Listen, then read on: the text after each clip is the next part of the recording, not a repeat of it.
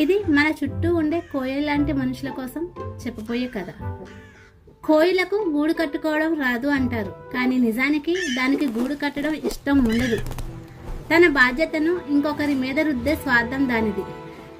కాకి బయటికి వెళ్ళినప్పుడు అందులో ఒక గుడ్డును పగలగొట్టి తన గుడ్డును అక్కడ పెడుతుంది.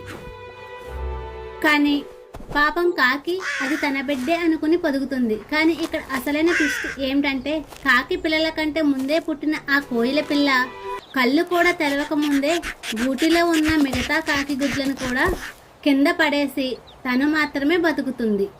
తన సొంత పిల్లలు చనిపోయారని తెలియని కాకి పగవాడి బిడ్డకే మేత వేసి కంటికి రెప్పలా పెంచుకుంటుంది. తీరా రెక్కలు రాగానే ఆ కోయిల పిల్ల ఎవరికీ చెప్పకుండా ఎగిరిపోతుంది. కాకి మోసపోయి ఒంటరిగా మిగిలిపోతుంది.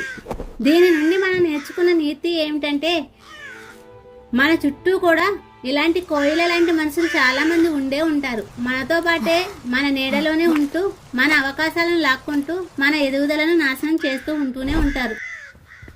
కాబట్టి మిత్రమా, గుర్తుపెట్టుకో, నీ వెన్నంటే ఉన్నది నీ విజయాన్ని కోరుకునే వాళ్ళ లేక నిన్ను వాడుకుని కోయిల లాంటి వాళ్ళ అని గ్రహించు. ఎవరిని దగ్గరకు తీయాలో ఎవరిని దూరంగా ఉంచాలో తెలుసుకున్నప్పుడే నీ గూడు నీ జీవితం సురక్షితంగా ఉంటాయి.